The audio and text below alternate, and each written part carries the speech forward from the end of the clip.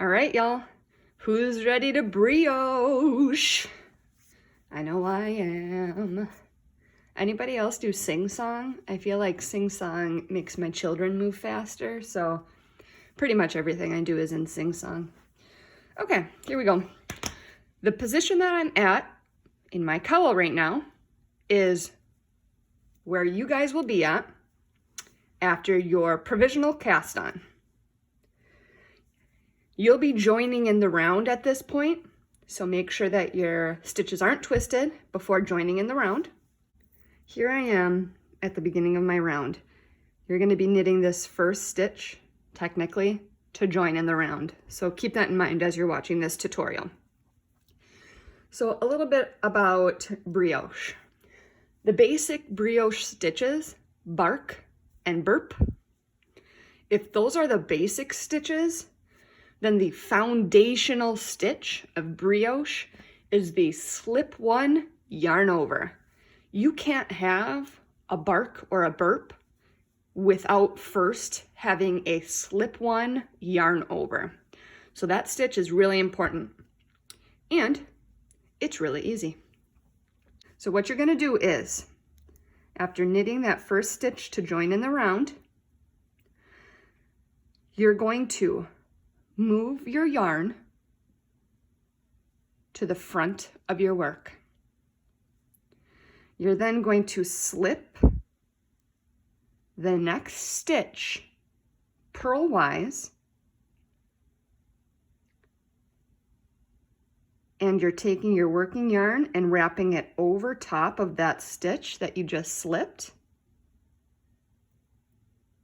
and back behind your needle. So what you're going to see is you have your slip stitch and it's kind of being hugged by this yarn over. So after you do a slip one, yarn over, you'll do a knit one again.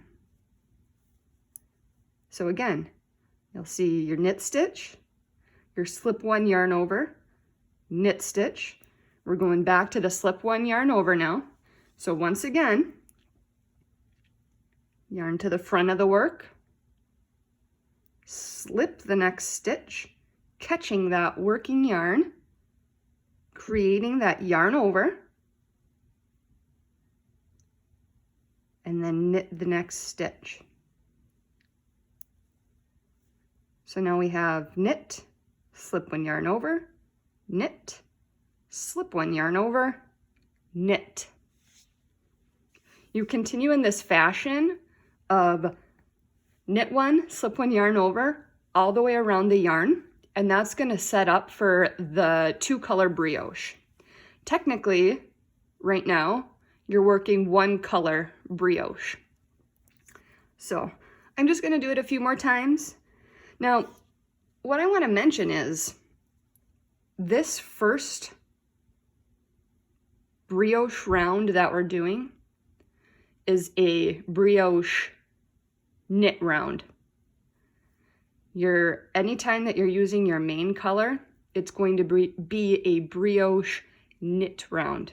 This determines whether you're doing a bark or a burp, and it also makes the slip one, yarn over a little bit different. On the brioche purl rounds, which I'll show you next, those are always going to be done with your contrast color. And that's going to be a burp round, and it's going to slightly alter the way that you do your slip one, yarn over. So to recap, slip one, yarn over is the foundational stitch of brioche. When you're on a brioche knit round, this is what the slip one, yarn over looks like. Working yarn to front, slip that stitch, catching the working yarn. The yarn now is in the back. Knit the next stitch. Move the yarn to the front of the work. Slip the next stitch, catching the working yarn, creating a yarn over. Yarn is now at the back of the work. Knit the next stitch. yarn to the front of the work, slip the next stitch, catching your working yarn. Working yarn is at the back of the work. Knit. Working yarn to front of work. Slip, catching the working yarn. Working yarn is now in back. Knit the next stitch. So when you start looking at this, if you want to make sure that you're doing it correctly, there's always going to be one stitch followed by a slip stitch with a yarn over. So what I always do is I count 1, 2, 1, 2, 1, 2, 1, 2, 1, 2, 1, 2. That's how your work should look the entirety of the row, or round rather. If you knit English, you're going to knit that first stitch. You're going to move your working yarn to the front of your work. You're going to slip the next stitch. Lay your yarn over top of that needle, bring it to the back of the work, ready to knit the next stitch. I'll show you that again. Working yarn to front, slip over top, knit. Working yarn to front, slip the next stitch, bring the working yarn back to the back, knit.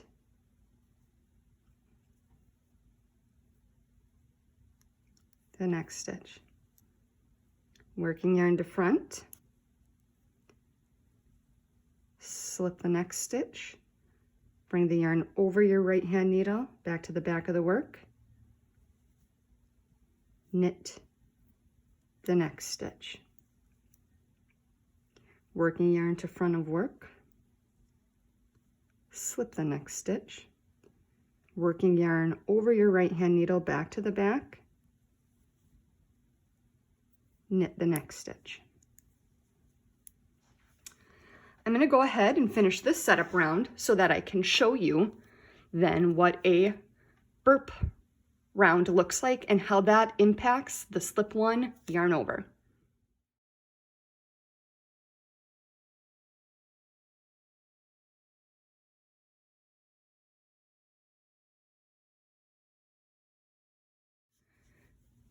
All right, so we're done with our first round, our first brioche round, and now we're going to go to our second brioche round.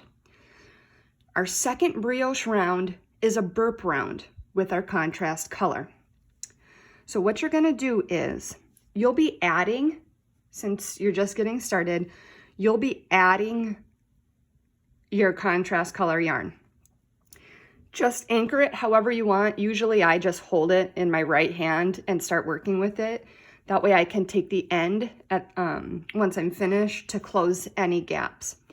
Something that I want to point out is when you get to the point where you're switching between colors, I find that it's really helpful to make, so this is my join, and it's a really clean join, and that is because I basically do intarsia to give the yarn a little twist and close up those holes. So what you're gonna do when you start switching between colors is the yarn that I've just finished working, you'll notice is a yarn over. What I wanna do is a slip one. The stitch I just finished working is a slip one yarn over. I wanna make sure that I keep that yarn over. I'm going to take my working yarn, bring it across my work this way. I'm going to take my new contrast color, lift it up and over so it crosses over top of your main color. And then you'll start working with your contrast color then. And what this does is it anchors that stitch so that when you pick this up to start working the next stitch, you don't lose that yarn over, and it gives you a nice, tight, clean join. So keep that in mind. Not necessary, but I like to do that. All right, so we're on our burp round now. It's a little bit different. In our burp round, it's basically like ribbing. You're always going to have a knit round and a purl round. That's all it is. Knit, purl, knit, purl, knit, purl, knit, purl. The only difference is you're substituting the knits and the purls for barks and burps.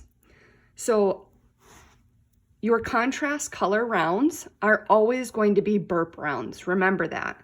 You're always going to be doing a burp. You're never going to do a bark with your contrast color.